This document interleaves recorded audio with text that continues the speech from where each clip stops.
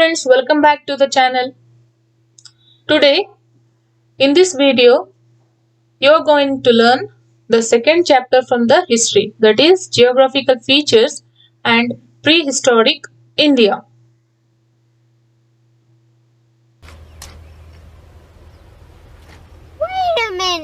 Wait a minute. Before starting the chapter, let us understand the two different words in the title, that is geographical features and prehistoric India. So what is geographical features? Geographical features. These are naturally created features of the earth. Example, landforms, ecosystems. So, what is the meaning of landforms and ecosystem? Landforms are the solid surfaces of the earth. Example, hills, mountains, plateaus, peninsula, seas, etc. And the meaning of ecosystem is the community of organisms. Prehistoric India.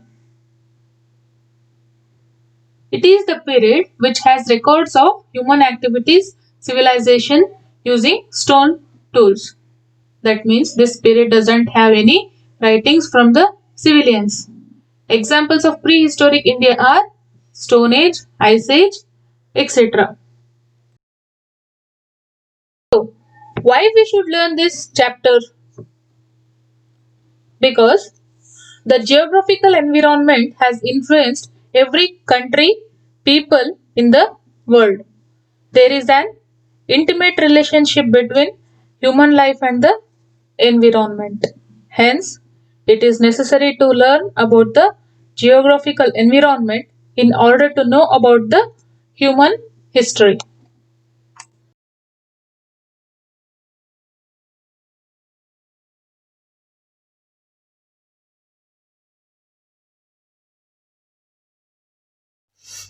India is a subcontinent occupying a huge area in the southern part of the Asian continent. The meaning of subcontinent is a large area of land that is part of a continent. Okay? India is occupied by the larger area in the southern part of the Asian continent. The countries which comes under the southern part of the Asian continent are Afghanistan, Pakistan, Myanmar, Bhutan, Nepal, Bangladesh, and Sri Lanka. These are the countries which comes under the southern part of the Asian continent.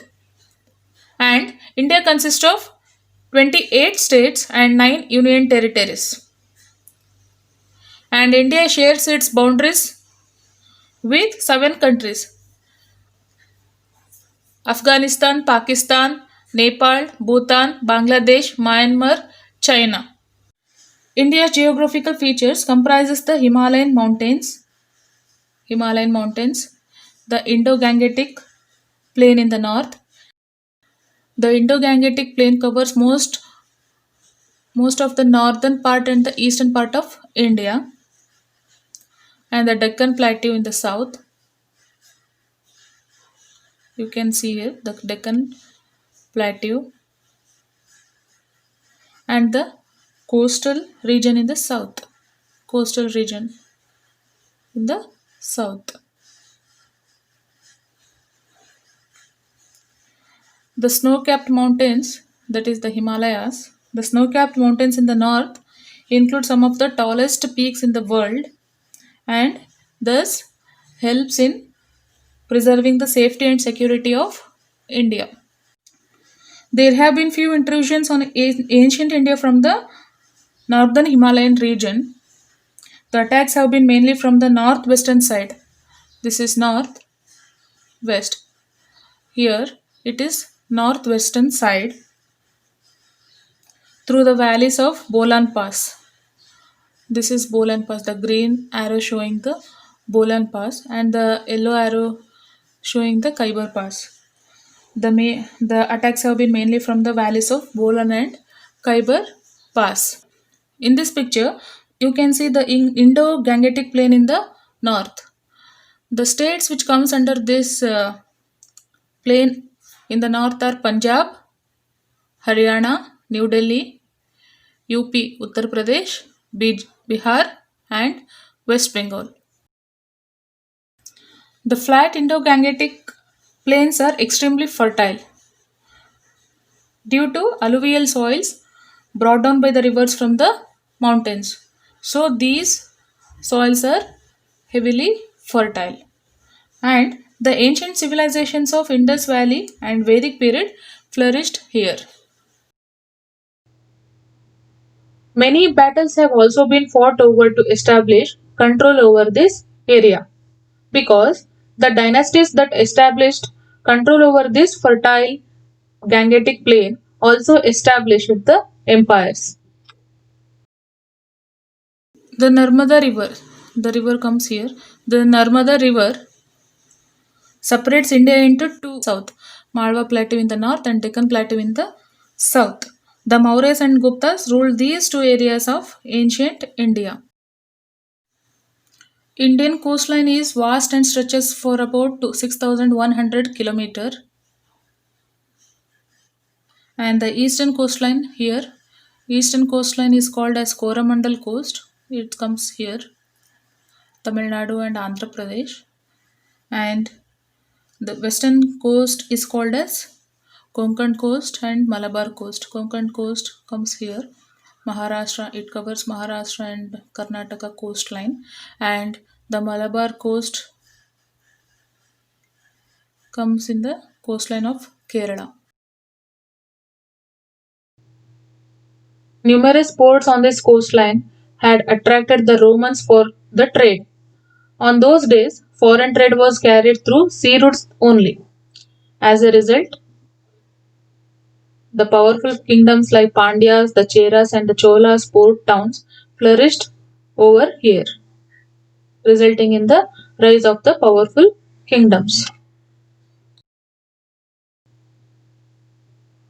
Till now, we have seen the diversity in Indian geographical environment, and it also influenced the communities living here, resulting communal diversity. Despite the communal diversity, there exists a cultural unity which binds all these diversity. That is, unity in diversity. Unity in diversity is the essence of this culture. So, what is the meaning of unity in diversity? It means oneness in the varieties. Example, India is a country where we see unity in diversity because people of many religions, traditions, culture, etc. live together. That is the essence of unity in diversity. Till now, we understood the concepts of definition of geographical features and prehistoric India, geographical features of India comprising Himalayas, Indo-Gangetic Plain, Deccan Plateau, and coastal region in the south, and lastly, the concept of unity in diversity. In the next video, we shall learn about the concept of prehistoric India. That is the remaining part of this chapter. If you have benefited from this video, please do like, share,